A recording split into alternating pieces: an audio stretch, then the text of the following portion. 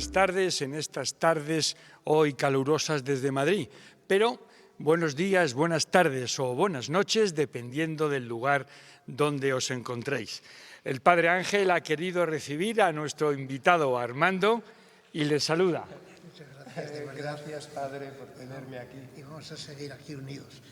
Pues tenemos la paloma de la paz, ¿no? Para dársela. Una paloma de la paz. Una paloma de la paz.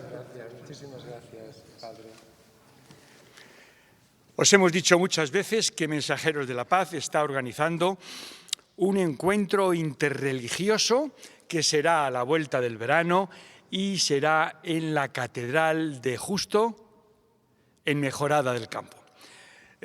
Para ello contamos, ya los habéis visto, a multitud de sacerdotes, hinduistas, católicos, cristianos, representantes de las religiones judías y árabes, y hoy nos viene a ver Armando Lozano, amigo mío personal que ahora os presento.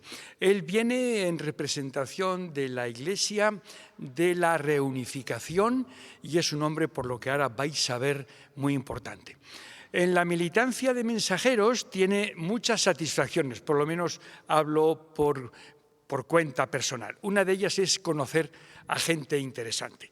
Y a Armando, desde luego, lo he conocido a través de Mensajeros y ha sido un placer. Primero porque nos unen muchos lazos. El primero, el afectivo. El segundo, de profunda admiración por su obra y por su persona. Y tercero, porque compartimos muchos ideales en la vida, especialísimamente el que hoy nos trae a hablar aquí, que es el de la paz. Armando Lozano nació a mediados del siglo pasado, que suena horrible, pero ahí está su esplendorosa juventud.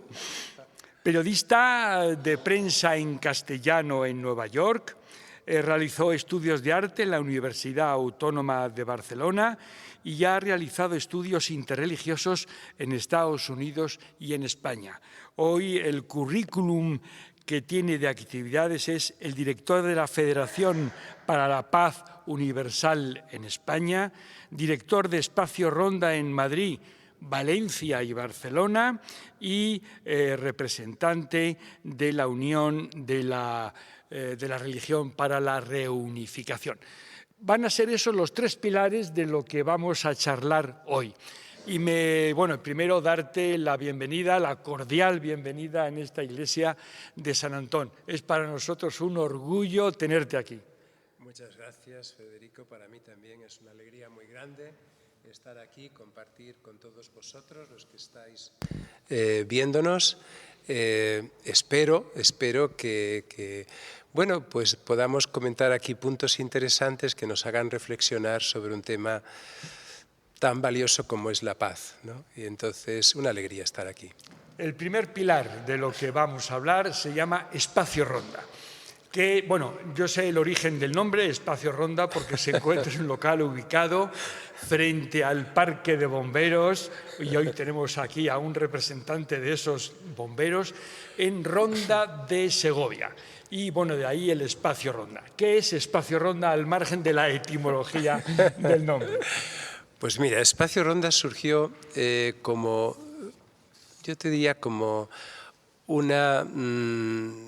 un proyecto lógico dentro del trabajo que haces por años dedicado a la paz. Te das cuenta de que solo con religión no construyes paz, solo con cultura tampoco, sino que al final es una suma de todos los elementos, es decir, de forma que todos los elementos, cuando los pones en interrelación entre ellos, pues puedes hacer algo realmente atractivo, desde señoras cocinando y preparando, conociendo una cultura a través de su cocina, como a través de su arte, a través de su música. Entonces, Espacio Ronda trataba de ser una plataforma donde personas de todo tipo pudieran conocerse, dialogar, entrar en un diálogo de respeto entre ellos. Y la verdad es que a mí personalmente me ha sorprendido la reacción de la gente. Yo cuando una persona me dice, es que entro aquí y me siento en familia, es que me siento tan bien, es que ¿qué tenéis aquí? Y digo, bueno, pues no es el café, porque no te lo damos. Y eso a mí me gusta, es un espacio para el diálogo, básicamente.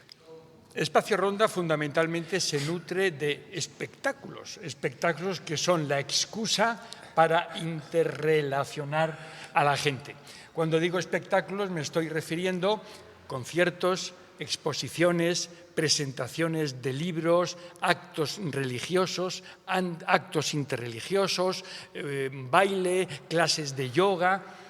Bueno, y un largo etcétera, un largo etcétera, que no voy aquí a aburrir a la gente, pero lo que subyace, y quizás yendo al tema de la paz, es que yo creo que la gente está más preparada para la... ¿Se me oye? ¿Sí? ¿Yes? ¿Yeah? Ah, bien. La gente está más preparada para la paz muchas veces que los líderes, entre comillas, de un país o de unas instituciones, en el sentido de que un vecino puede tener una vecina de Marruecos delante, una señora de Ucrania abajo, etcétera, etcétera, y dialoga con ellos, se hace amigos, toman café, pueden llegar a ser más cercanos, es decir, hacen diálogo intercultural sin saber que están haciendo diálogo intercultural, ¿me entiendes?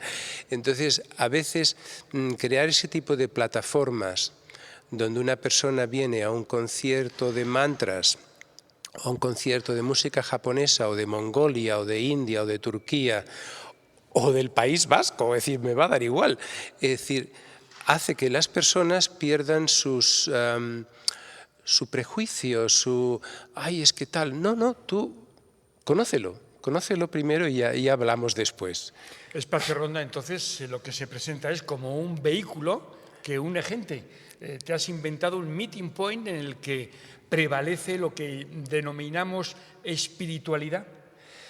Espiritualidad es como todas esas palabras que los seres humanos se inventan, una especie de caja donde todo entra y nada entra. Y quiero decir, ¿qué es amor? ¿Qué es espiritualidad? ¿Qué es?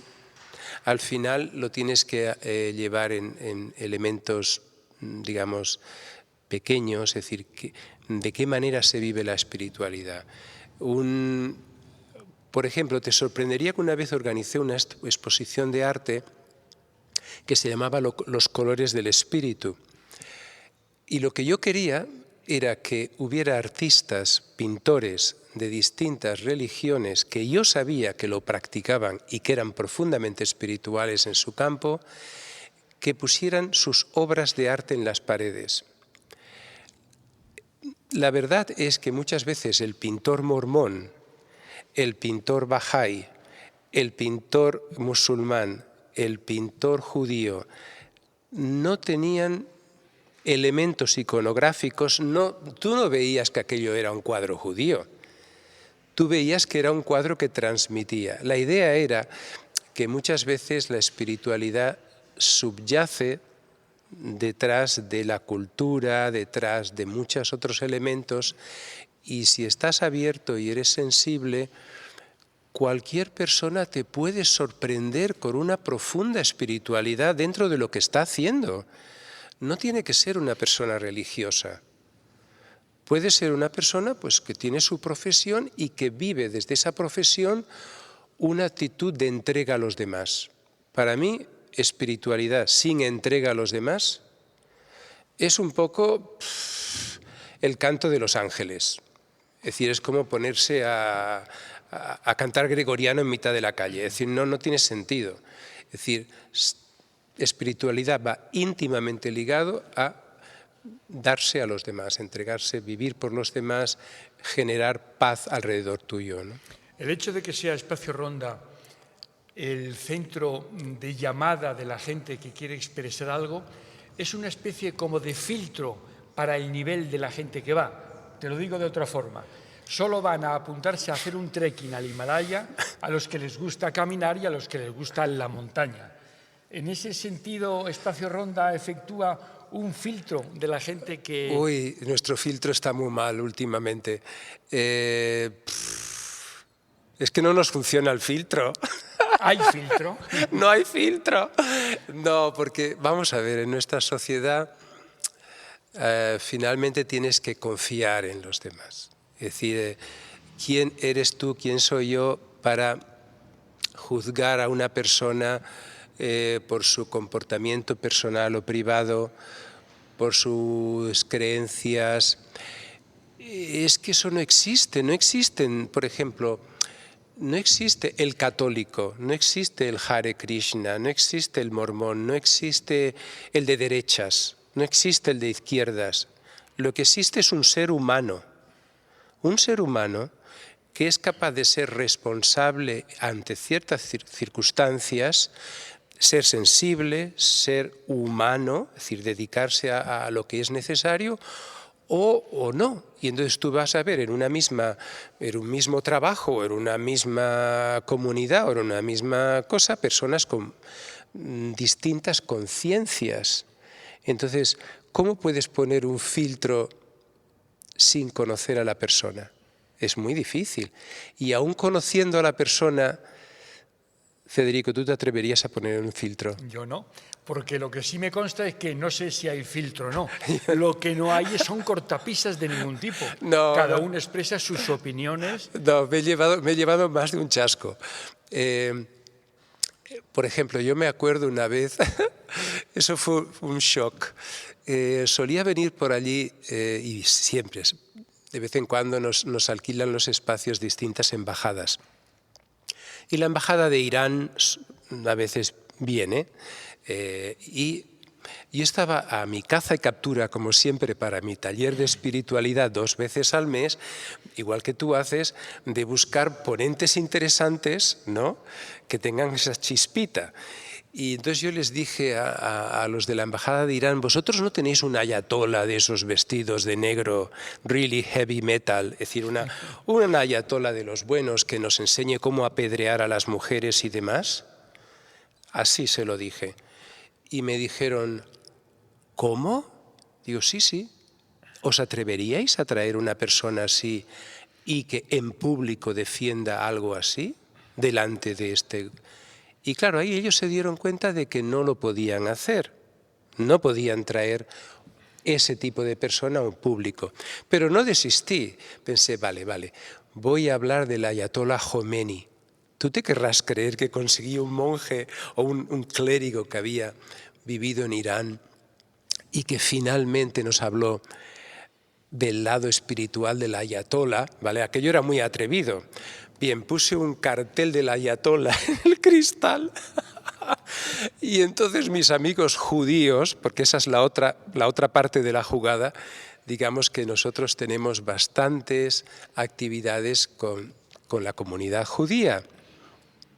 Me decían, te has vuelto absolutamente loco, ¿cómo puedes poner el ayatollah ahí? Digo, pues de eso se trata. Porque el conjunto de todas las religiones se forma sumando todas las religiones, sin excepción. Bueno, vamos a ver. Es que el mundillo religioso es un mundillo muy peculiar. Yo te diría que hay una esencia común. El ser humano, ningún camino espiritual te va a decir, usted sea egoísta, usted no tenga disciplina. Ningún camino espiritual te va a decir, miente, no seas obediente, no seas sacrificado, no tengas corazón, no tengas misericordia, no tengas compasión. Ningún camino espiritual te va a enseñar esto.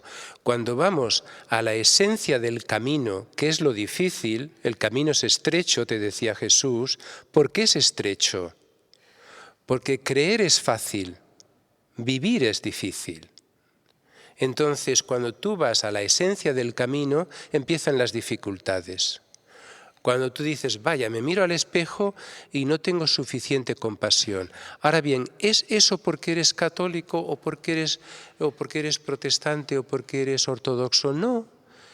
Eso es un desafío que te lo va a plantear todas las religiones. Mientras tú te mantengas en la periferia, como decir, es que tu religión el color es el naranja, en mi religión el color es el blanco. Mientras te mantengas en esa periferia un poco tontorrona, no estamos llegando a nada. Cuando tú vas a la esencia, te encuentras que todos hablamos el mismo idioma, el mismo lenguaje, y ahí te puedes entender. Puedes decir, mira, yo puedo no estar de acuerdo contigo, pero yo te respeto, yo te quiero, eres un ser humano y yo voy a caminar contigo y te voy a ayudar, aunque estés en las antípodas de lo que yo pienso y siento, ¿vale? He entrevistado aquí, en estos mismos micrófonos, a varios sacerdotes católicos, hinduistas, un representante del mundo judío, otro del musulmán, ahora tenemos a Armando. Y excepto los aspectos externos del protocolo, me han parecido que todos dicen exactamente lo mismo e incluso con una paridad de palabras que me llamó la atención. Todos dicen lo mismo, de la misma forma. Sí, bueno, ¿quieres que te diga algunas herejías así para...? Sí. Es que si no, es que te aburres y entonces va a ser la cosa... Mira, cuando hablamos de la paz mundial, por ejemplo, en todas las religiones muchas veces hay el tema del destino, es decir, los que se salvan, los que no se salvan, etcétera, etcétera. En realidad nosotros, si definimos a Dios como la fuente suprema de amor, ¿vale? Una fuente suprema, una energía central de amor, simplemente por la lógica de amor, del amor, tú vas a tener que, tarde o temprano, querer a tus enemigos. ¿Cómo de enemigos son esos enemigos? Muy enemigos. Claro, si es un enemigucho de esos así, como, bueno, al final me va a tocar la mar a la vecina de enfrente, la que no me da los buenos días, voy y la amo. Vale, pero... ¿y si ese enemigo es un mega enemigo? Ayer, por ejemplo, teníamos un capellán como ponente de nuestro taller, un capellán de Soto del Real. Y nos hablaba de lo mucho que le había costado amar a una persona que había matado a varias personas, etcétera, etcétera, y cómo le había costado ese señor en particular. Es decir, lo podemos llevar más lejos. Si tú eres de derechas, puedes amar a alguien de izquierdas. Si tú eres de izquierdas, puedes amar a alguien de derechas. Si tú eres... es decir, puedes amar al enemigo hasta su última consecuencia. Y verás que si esa lógica la llevas, la idea de que alguien se pueda condenar en un hipotético infierno es una locura. Es una locura porque el amor de Dios llega hasta el infierno. El amor de Dios llega hasta lo más profundo y te toca en la puerta. Es decir, no hay nosotros, por ejemplo, no concebimos esa idea. Y eso te ayuda, a mí personalmente me ayuda a ver el potencial en las personas. Cuando veo una persona, veo, digamos, el amor de Dios está ahí presente, de alguna manera. No sé cómo, pero ahí está. Ya sé que para ti eso... No, yo además tengo una idea sobre Espacio Ronda.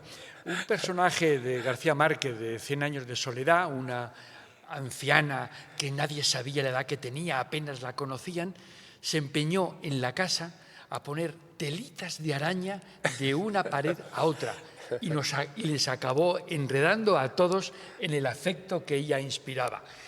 No sé por qué, en Espacio Ronda siempre he pensado en esa imagen, que al final esa tenue, esa sutil tela de araña nos ha acabado enredando a todos, comprometiéndonos hacia un objetivo final.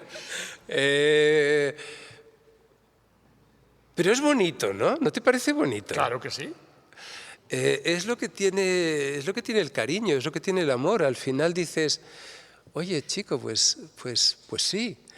Porque el mundo de las creencias es un mundo bastante árido, Es decir, que tú dices, yo es que no creo en la reencarnación. Yo sí creo en la reencarnación. Yo no creo en comer cerdo. Yo sí creo en no comer cerdo. Yo sí creo en no creo. Yo me bautizo cuerpo entero. Yo me bautizo solamente parte. Yo me bautizo... El mundo de las creencias es un mundo bastante estéril. Y es un poco como una caja de herramientas. Es decir, es una caja de herramientas con la cual tú trabajas. Ahora bien, no te vas a quedar con la caja de herramientas toda la vida. Lo que tú tienes que hacer con esa caja de herramientas es construir tu persona. No llenar tu cabeza de ideas, solo eso. Que acabas de decir que creer es fácil, vivir es lo difícil. Es lo difícil, de verdad, ¿eh? Es decir, vamos a ver.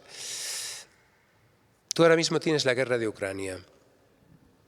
Tienes hermanos, porque son hermanos, muchos matrimonios son muchos ucranianos están casados con rusos, muchos rusos con ucranianos, son hermanos. Tienes la Iglesia Ortodoxa rusa, tienes la Iglesia Ortodoxa ucraniana, tienes la Iglesia Católica ucraniana, tienes las diferentes, bueno, no muchas más. ¿En nombre de qué tú matas a alguien? ¿En nombre de la Iglesia Ortodoxa rusa? ¿En nombre de la Iglesia Ortodoxa ucraniana? Es decir, ¿quién bendice esas muertes? ¿Quién bendice esa guerra?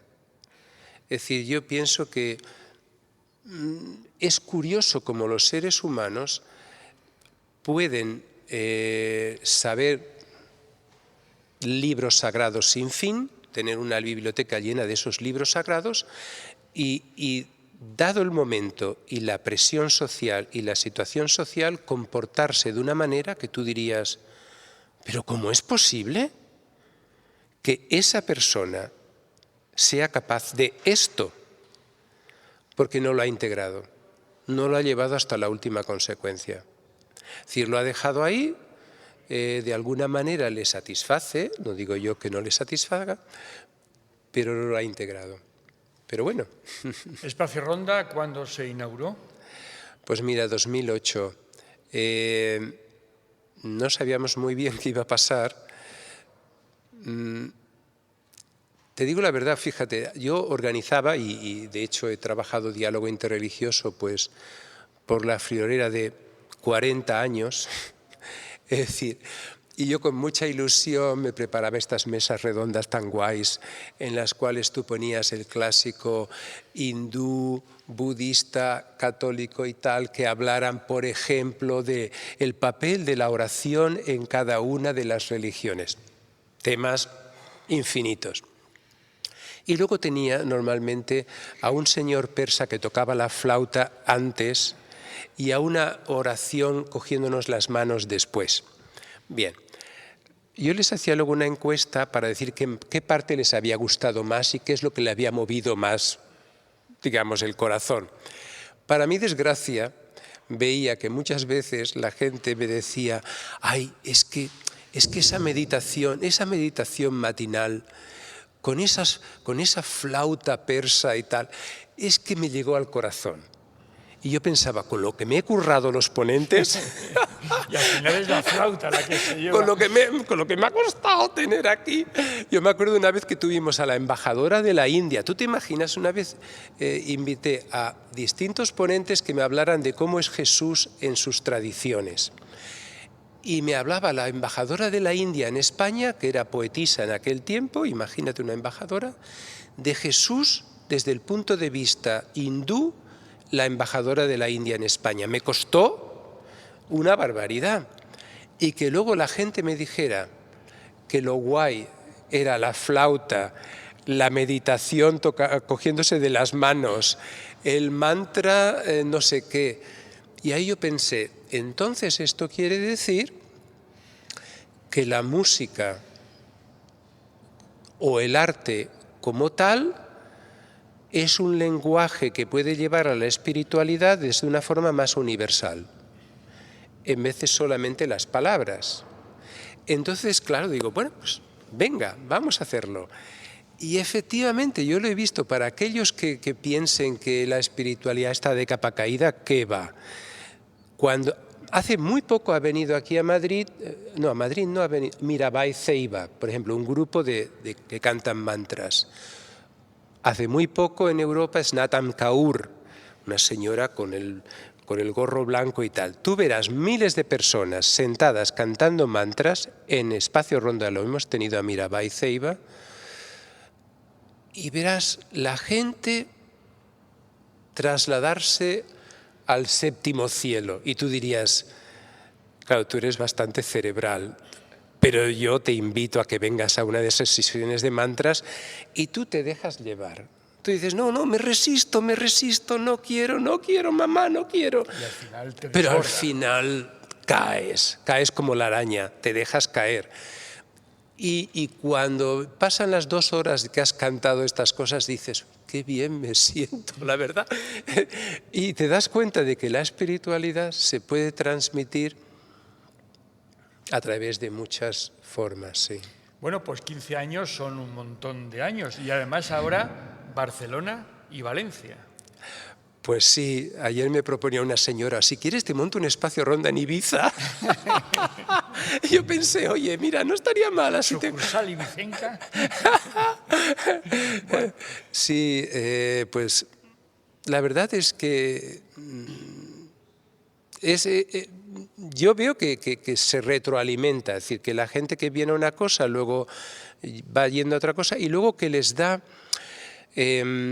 vamos a ver, les da una alegría vital al venir a muchas de las cosas que hacemos, que tú les ves y te lo comentan. Te dicen, es que hacéis unas cosas tan bonitas, es que tal. A mí eso me llena. Y por tanto, cuando una persona normalmente son amigos que vienen y me dicen, Armando, mira, ¿qué te parece un taller de tal? ¿Qué te parece una conferencia sobre esto? ¿Qué te parece un no sé qué? Yo normalmente siempre digo sí, porque pienso, ¿quién sabe? Es decir, a lo mejor este taller tan peculiar o esta conferencia tan original es la puerta para que personas puedan seguir en su camino, seguir aprendiendo, seguir creciendo y, por tanto, ¿por qué vamos a cerrar? Bueno, recientemente ya nos hemos lanzado a otro paso, es que aquí no paramos, que hemos empezado una editorial que se llama, es que somos muy originales, adivina cómo se llama. ¿Espacio qué? Editorial Espacio Ronda. Oh, qué barbaridad, os habéis estrujado el cerebro. Bueno, no hemos hablado del canal de YouTube, ¿con cuántos suscriptores? Correcto. Yo al principio, mira, me resistía. Tenemos un canal de YouTube de Espacio Ronda para conferencias y conciertos. Adivina cuál es lo más visto.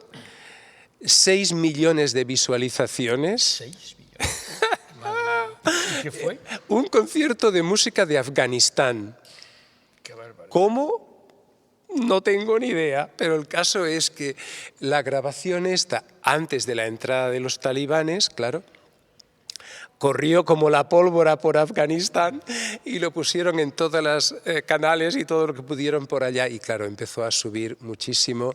Y luego tenemos este canal de Espacio Ronda General, tendrá como unos 80.000 suscriptores y luego tenemos el canal dedicado solo a taller de espiritualidad, temas de espiritualidad, con 50 y algo mil también. Que son cifras abrumadoras. Sí. Y yo al principio decía, Dios mío, qué pena, ¿no? Porque con lo que te gusta, ¿no? El calorcito humano, ¿no? La gente está ahí con el ponente, las preguntas, lo que tal. Pero lo que nos ha pasado en los últimos años a todos es el poder de los medios de transmisión a través de Internet. Una satisfacción aquí en nuestra casa es que una conferencia de estas llegamos a tener conexiones en todos los países de América. que era realmente extraordinario, ¿no? Ya. Y, bueno, te quitan los nervios el encontrarte con la iglesia medio vacía, pero saber que detrás de la cámara hay un montón de gente que está siguiendo tus palabras, ¿no? Efectivamente, de que, bueno, hay personas que gracias a estos medios actuales, pues llegan a conferencias. Tenemos una conferencia en concreto de un ponente judío que ahora mismo tiene más de 1 millón de visualizaciones, que es una barbaridad para una conferencia, y que la gente te lo agradece muchísimo. Hoy se diría que 5 campos de fútbol, ¿no? Hemos dicho que la entrevista ibas a tener 3 pies. Hemos consumido uno, que es Espacio Ronda. El segundo es el de la paz y el de la Federación por la Paz Mundial. Los fines están claros. Y antes de empezar a preguntarle a Armando sobre la paz, creo que hay un elemento fundamental que es una nueva sensibilidad mundial por la paz. En España, por ejemplo, estamos a punto de cumplir un siglo de paz, que es un hito extraordinario que nunca se ha dado en la historia. Hoy hay una vehemente oposición mundial unánime por la guerra de Ucrania. Y aunque ha habido muchísimas guerras muy dolorosas, no ha habido algo tan brutal con 100 millones de muertos como fue la Segunda Guerra Mundial. ¿A qué crees que se debe esa nueva sensibilidad por la paz? Bueno, vamos a ver, yo pienso que, por un lado, creo que el espíritu humano, es decir, el humanismo sincero, está creciendo. Es decir, cada vez más, no solo la paz, todo lo que implica esa paz, los derechos humanos, los derechos de la infancia, los derechos de las personas mayores, derechos de inmigrantes. Esto, es decir, ves que, por ejemplo, las personas quieren conocer otras culturas, se van de turismo aquí, van a comer al restaurante tailandés, se casan con... Yo, por ejemplo, voy y me caso con una japonesa, ¿no? Es decir, es que ya no te casas con la de al lado. Es decir, no te vas yo que soy de Extremadura, pues nada, me voy al Japón. Entonces, esa necesidad de conocer y de darte cuenta de que al fin y al cabo somos una familia mundial, cada vez está calando más y más y más, y aquel que no esté a favor de esos vientos se lo traga la historia, porque vamos hacia ese mundo, digamos, familiar, con todas sus cosas a resolver, por supuesto, ¿no? Pero, ¿por qué nos preocupa la guerra de Ucrania? Nos preocupa Yemen, nos preocupa el Sahel, nos preocupa Israel, nos preocupa un largo etcétera. ¿Por qué? Pues porque son nuestros hermanos. ¿Comprendes? En el pasado, pues una guerra formaba parte de lo normal, de lo que pasaba, más o menos, y eran 4 mentes que podrían estar en contra. Hoy día no, hoy día dices, mira, el sufrimiento de esa persona en Siria es igual al sufrimiento que una persona puede tener aquí, es el mismo sufrimiento. Entonces te hermanas, lo sientes. Lo que pasa es que la paz como ideal, yo creo que hay muchas organizaciones, incluida la nuestra, que tienen el sentido de la paz como ideal. Es inevitable. Bueno, aquí sois mensajeros de la paz, con lo cual lo lleváis en el ADN, es decir, bienaventurados los que llevan noticias de paz. La paz está en el ADN de un ideal. Sin eso no puede ser. Ahora bien, hay que pagar un precio. Y ahí es donde tengo mis dudas. Es decir, el precio de la paz. No puedo mantener mi forma de pensar 100% y exigir que el otro pues haga todo el sacrificio, haga todo el esfuerzo. Los dos tenemos que poner, esto es como un matrimonio, los dos tenemos que ceder en algo. No podemos pedir que solo el otro ceda. Entonces, ¿estamos dispuestos al sacrificio que necesita la paz? Por ejemplo, esta especie de nos aferramos al territorio, ¿no? El territorio nacional, con todo el patriotismo sano que debemos de tener, sí. Pero es que el futuro no va por ahí. Tú cuando ves al planeta desde lejos, no hay fronteras. Ahí no ves fronteras. Tú lo ves, a ti que te gusta la Antártida y tal, ahí no ves fronteras. En el planeta no hay fronteras. Entonces, ¿cómo llegamos de este punto a ese punto? Del punto de las fronteras, hemos pasado la época colonial, quedan unas cositas por ahí, hemos pasado la idea de imperialismo militar y nos queda, digamos, ese mundo desde lejos unificado. Alguien tiene que tirar los trapos viejos al contenedor, porque si nos quedamos con esos trapos es imposible. Es como decir, es que pierdo mi identidad, pierdo mis tradiciones, si lo ves como una pérdida, difícil. Eso si vamos a un nivel. Luego, si vamos a un nivel, por ejemplo, histórico, la paz sin reconciliación, sin reconocimiento de muchos errores pasados, es difícil. Es difícil, por ejemplo, yo he vivido en Nueva York, he vivido en un barrio donde yo era el único blanco, ¿vale? Vivía con una familia negra y lo hice a propósito. Tú no le puedes decir a una familia negra, olvidaros la esclavitud, olvidaros todo ese periodo, olvidaros toda esa situación, olvidaros, digamos, toda la tensión social. Y, hermanos, démonos la paz. ¿De qué paz estamos hablando aquí? Tiene que haber algún proceso de reconciliación, de que tú te des cuenta de todo el dolor que ha ocurrido aquí y al mismo tiempo yo también reconozca que tú también has hecho un esfuerzo. Por ambas partes debe de haber un proceso de reconciliación. Solamente decir, bueno, somos hermanos y partamos de cero. No, la historia déjala ahí atrás, no te preocupes con la historia. No hables de la historia. Sí tienes que hablar de la historia. Es como la situación no sé si a ti te gusta el rock y esas cositas, ¿no? Con moderación, pero con sí. Moderación. He sido joven, allá en el siglo XII fui joven. Sí. Oh, yo, long time ago, hace mucho tiempo en una galaxia muy lejana, pues me encantaba, digamos, la marchita. Todavía me acuerdo de mi mantita en Canet Rock en el año 75, ahí tumbadito en la hierba, tal. Eso molaba. Bueno, hay una canción de Lennon que dice Women is the nigger of the world. Es decir, la mujer es el negrata del mundo. Y si no lo quieres ver, mira a la mujer que tienes a tu lado. Es dura la letra. Quiere decir que la situación de la mujer en la historia ha sido dura. Entonces, la paz también es un proceso de reconciliación con esa otra mitad. Porque además la paz tiene primas hermanas.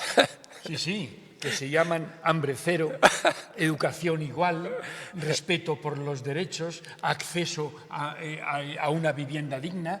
Y porque la paz simplemente es no guerra, no, implica muchísimo. No, es mucho más. Porque la paz no guerra es la paz del cementerio. Se está muy bien ahí, ¿eh? Es muy tranquilito, sí. Muy calentito.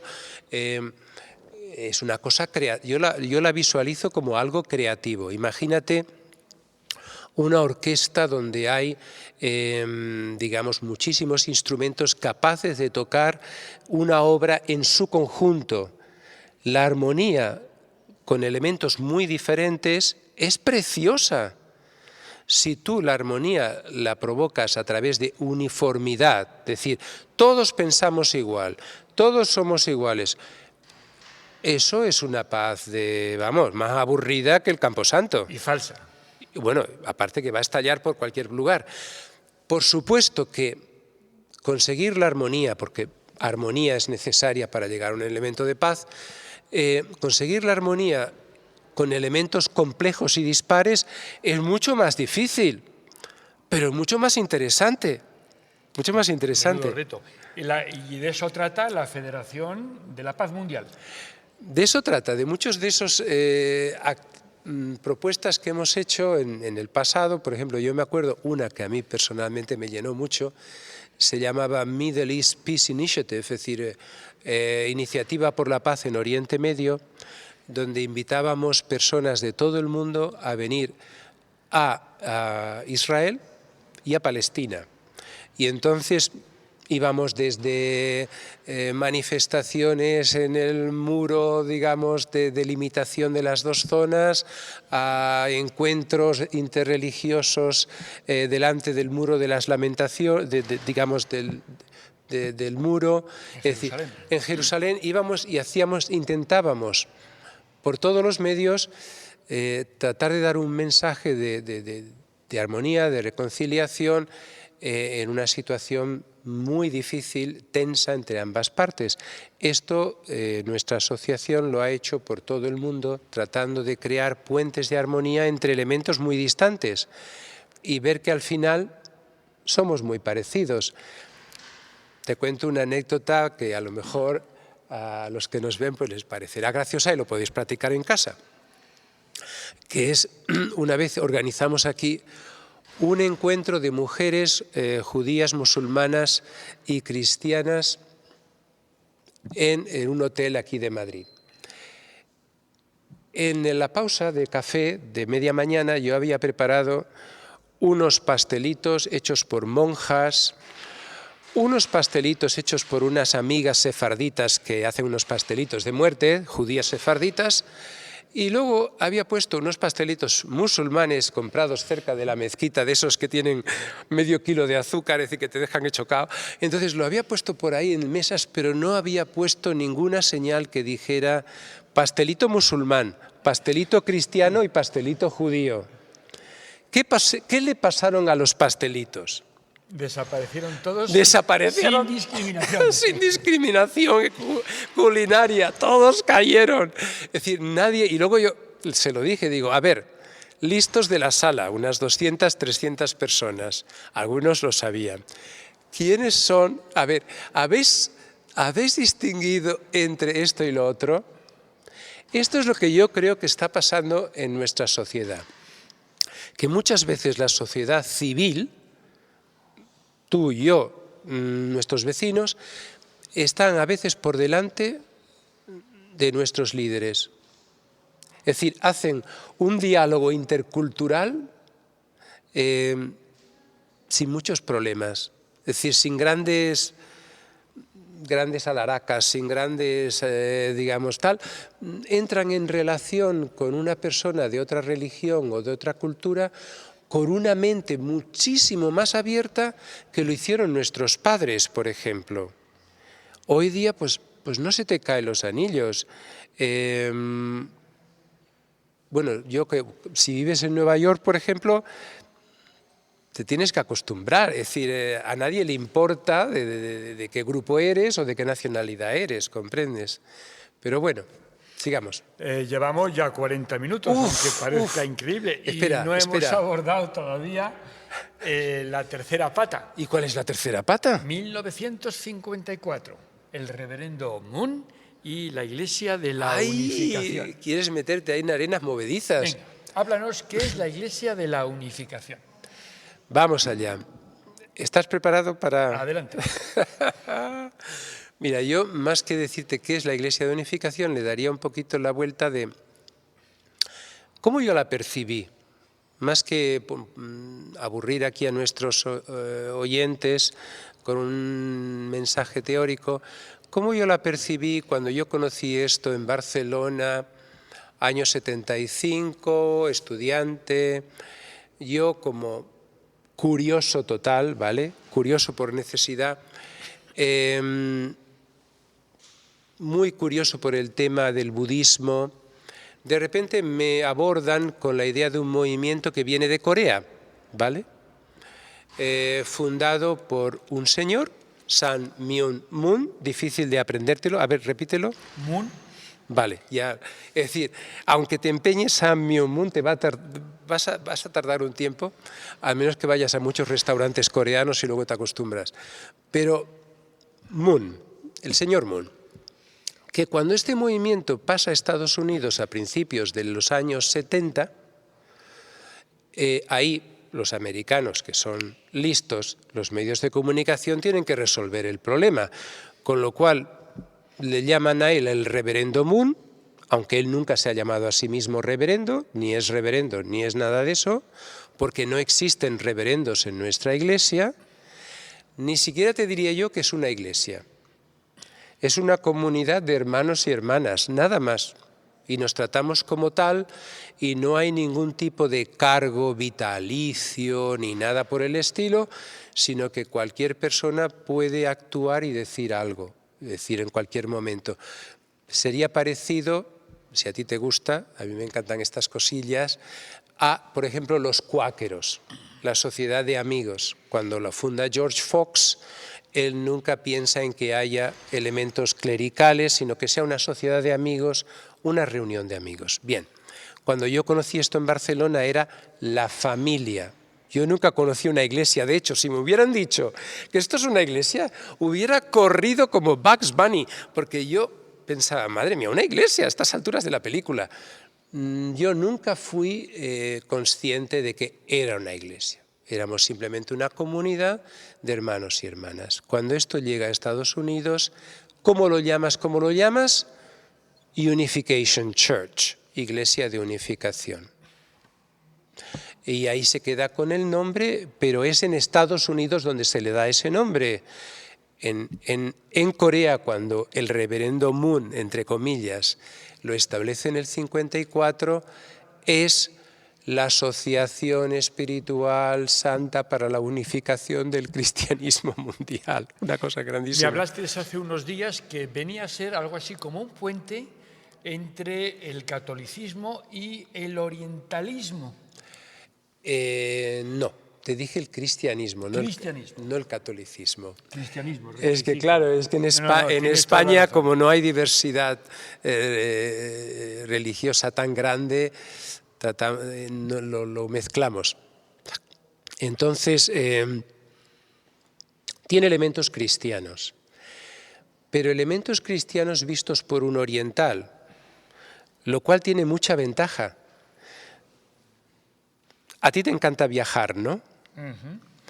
Cuando tú estás en una cultura, la gente que está sumergida en esa cultura, sin darse cuenta, le parece natural lo que tiene a su alrededor.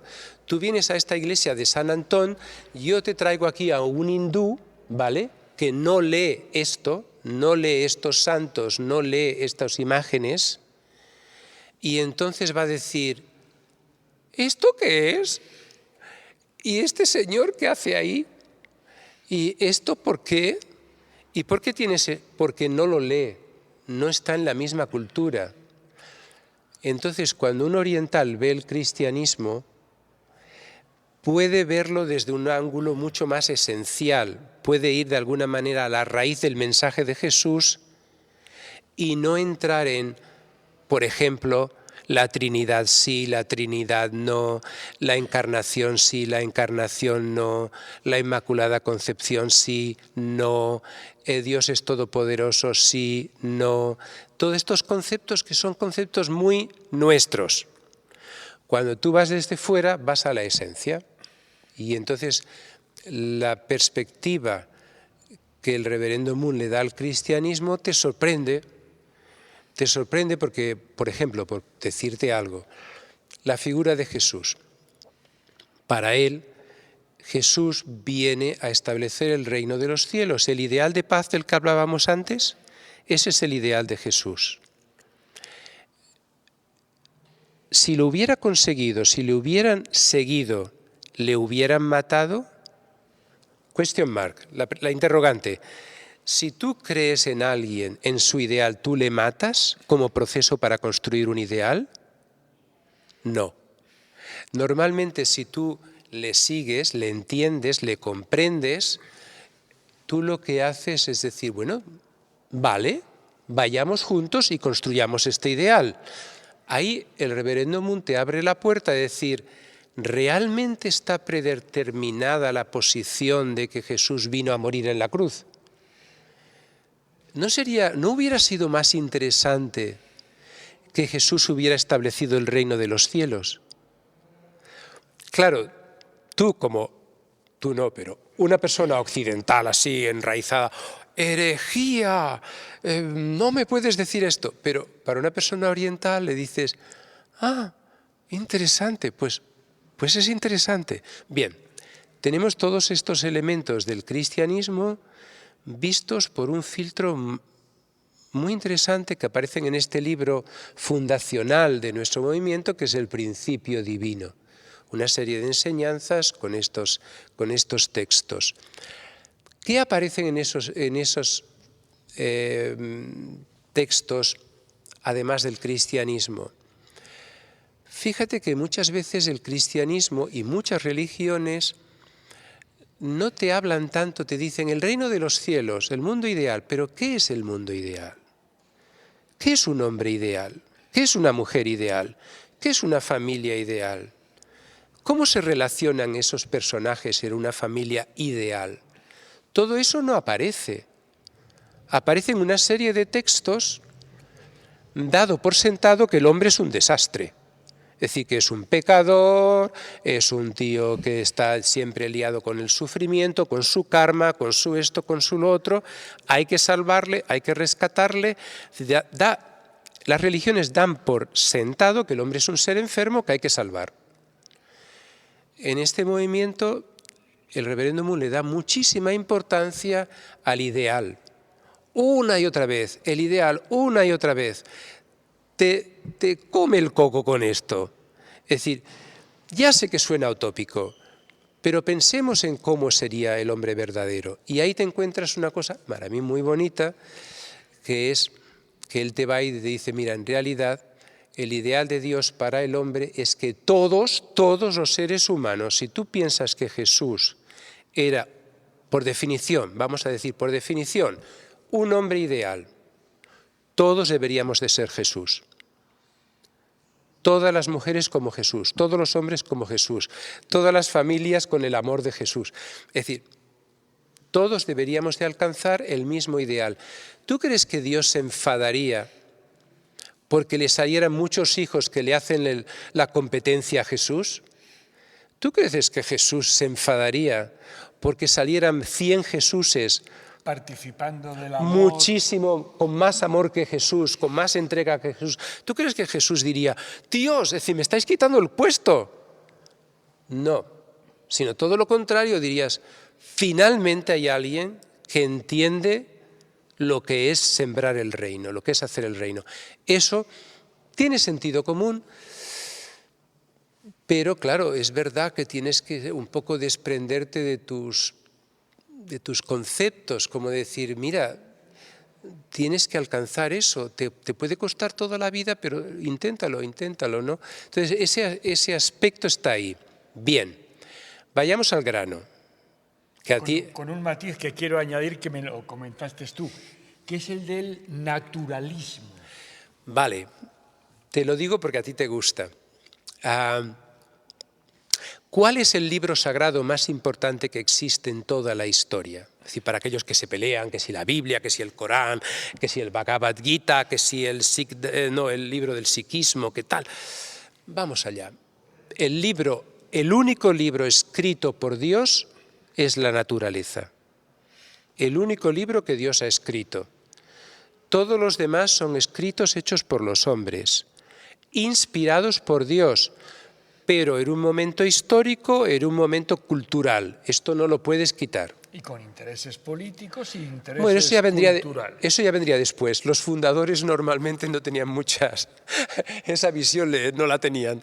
Pero es un momento cultural, es un momento histórico, una enseñanza. Esto es como un profesor que enseña a segundo de bachillerato, pues tiene que adaptar su enseñanza al nivel a que sus estudiantes están. No puede decir, yo os enseño la verdad del universo, no le puedes dar física, digamos, tremenda a unos chicos. Pues lo mismo, la enseñanza espiritual va adaptada al tiempo. Por eso que tú no puedes decir, es que Dios En el Antiguo Testamento hizo unas matanzas bestial, tal. Sí, pero en el Antiguo Testamento, en un tiempo histórico, en una cultura. Eso no es lo mismo. Entonces, ese nivel cultural ha ido cambiando. ¿Qué es lo que nunca ha cambiado? La naturaleza. Nunca ha cambiado. Por tanto, nuestras normas de comportamiento deben adaptarse al mundo natural. El mundo natural tiene razón, siempre tiene razón. Es decir, la Madre Tierra siempre tiene razón. Entonces, entre me dice la Biblia esto, me dice la naturaleza esto, ¿quién tiene razón? La naturaleza. La naturaleza tiene razón porque viene de Dios directamente, te lo está diciendo. Entonces, la posición, por ejemplo, en que toma el hombre de Señor, eso de dominad y henchid la tierra, ¿no? La bendición del Génesis. Oye, estamos hablando del Génesis. ¿Hasta dónde lo puedes interpretar? Es decir, poner al centro, es decir, utilizar el planeta solamente para nuestro consumo y nuestros recursos y nuestras cositas, es llevarlo muy lejos. He leído hace unos días que los Juegos Olímpicos van a ser en París el año que viene y entre los fastos parisinos va a culminar los Juegos Olímpicos con la reapertura de Notre Dame. Realmente loable y meritorio como los franceses han invertido dinero y esfuerzos y voluntad en restaurar una joya mundial. Pero se preguntaba el comentarista, ¿y ese mismo interés en salvar el planeta no estaría de más, no? Sí, bueno, yo creo que las dos cosas se pueden hacer. Es decir, por un lado, Notre Dame es el corazón de Francia, tú ahí lo tienes que comprender.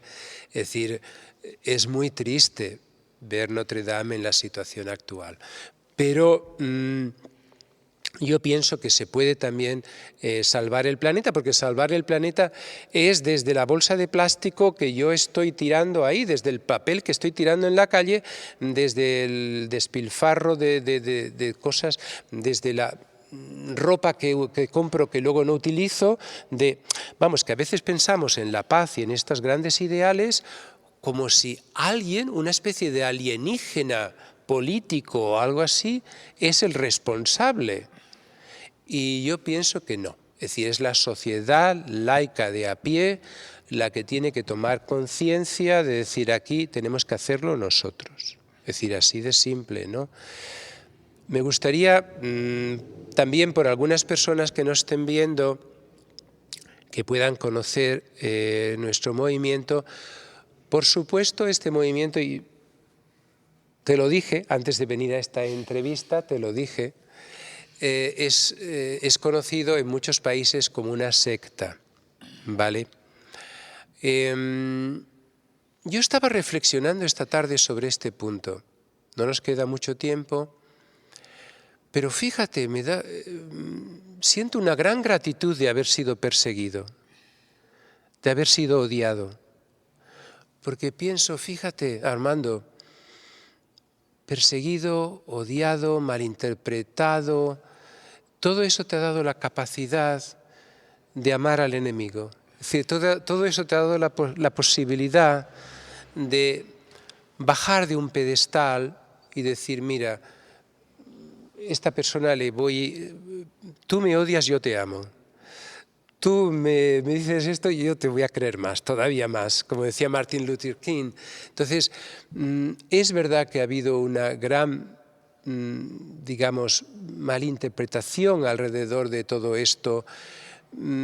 Es triste que muchas veces en los medios de comunicación se dice esto, se dice lo otro, pero muchas veces no se dice lo que realmente cree el movimiento. Esto es como decir, es que hacen esto, es que hacen lo otro, sí, pero ¿qué es lo que creen? ¿Vale? Porque tú no estás, yo por ejemplo, no vas a estar 40 y tantos años en un movimiento que te estén persiguiendo, que te estén malinterpretando, y lo haces ¿por qué? ¿Qué te mueve? ¿Qué te da? ¿Qué fuerza tienes para aguantar? no eres tonto. Es decir, yo puedo entender, digamos, alguna de las críticas. No quiero decir que no hayamos cometido errores, ¿vale? Hemos cometido errores, como todos, hemos cometido errores. Lo absurdo sería no aprender de tus errores. Eso sería absurdo. Y luego, por otro lado, pensar que el movimiento de hace 40 o 50 años de chicos jóvenes como yo, insensatos, es decir, que le dije un montón de burradas a mis padres al conocer esto, pensar que estamos igual que hace 40 años. Eso es absurdo. Es como si alguien viendo a la Iglesia Católica dijera, es que la Iglesia Católica es igual que la de anterior al Concilio Vaticano. Es que es igual. ¿Perdona? Es decir, cualquier movimiento que se estanca, se muere. Esto te lo enseña la naturaleza. Todo lo que no es avanzar es retroceder. Correcto, es decir, siempre necesitas movimiento para que de alguna manera progrese. Un movimiento espiritual, político, intelectual que se estanca, se hunde. Es así de simple. Entonces, una persona que nos quiera juzgar por cómo esto era hace 40 años, está cometiendo un error de bulto. Tendría que conocernos ahora. Muchas de las personas que nos critican, a mí no me han pedido nunca una entrevista, ni me han pedido nada, ni he hablado con ellos. Es decir, sino que ellos están haciendo sus opiniones sin tenernos en cuenta. ¿Vale? Simplemente decirte para terminar que todo este un poco debate el Tribunal Constitucional Español en el 2001 tuvo que ordenar la inscripción al Ministerio de Justicia de la Iglesia de Unificación, porque nosotros fuimos por todo el proceso legal, todos los recursos y recursos, Tribunal Supremo, todo, hasta que, digamos, fue al Constitucional. Y el Constitucional nos dio la razón y se ha convertido de alguna manera, en nuestro caso, en un caso modelo para la libertad religiosa en España para grupos minoritarios. Ahora bien, eso está ahí, 2001, ya ha pasado mucho tiempo, y sin embargo hay gente que todavía van repitiendo, que lo del Tribunal Constitucional se lo pasaron por aquí y por allá. Es así la vida. He dicho al principio que con Armando me unen muchos lazos, el de afecto y el de admiración. Y ahora que hemos repasado las tres patas del banco, caigo en la cuenta que las tres son la misma cosa. Espacio Ronda como punto de encuentro de muchas ideologías diferentes y en el fondo las mismas. La Federación por la Paz Mundial y sus obvios objetivos. Y la Iglesia de la Unificación. Esa es la vida de Armando. Ponle además una esposa japonesa, tres hijos londinenses y 3 nietos. Y ese es mi amigo Armando. Darle las gracias en nombre del Padre Ángel. Mira, tú me preguntas, Armando, a ver, vamos a hablar claro. ¿Tú prefieres un mundo de paz o que la Iglesia de Unificación crezca? Yo prefiero que la Iglesia de Unificación se muera y que venga un mundo de paz. Yo prefiero que la Iglesia Católica se acabe, pero que venga un mundo de paz. El mundo de paz está por encima de todos. Aquí pelearnos a ver si yo consigo 5 miembros más, 20 miembros más, a ver si consigo más, es una tontería, realmente. Y esto dicho en la sede de Mensajeros de la Paz parece que tiene una connotación. A ver. El Padre Ángel hasta el principio se ha tenido que marchar, pero me deja encargado que le entregue a Armando, en nombre de Mensajeros de la Paz, la paloma, el símbolo de la paz. Muchísimas gracias. ¡Wow! Gracias. Y hasta aquí hemos llegado. Oye, ¿esto es una paloma de Botero o parece de Botero? Hermosa está, sí. Está gordita, ¿eh? Bueno, pues reiteramos las gracias a Armando. a Espacio Ronda, a la Federación por la Paz Mundial, a la Iglesia de la Unificación, que hayan venido los tres juntos en la persona de Armando a Mensajeros de la Paz, y como siempre os convocamos para el próximo miércoles en el mismo lugar, a la misma hora y desde luego con el mismo afecto. Muchísimas gracias. Muchas gracias, gracias a todos, gracias Federico, gracias.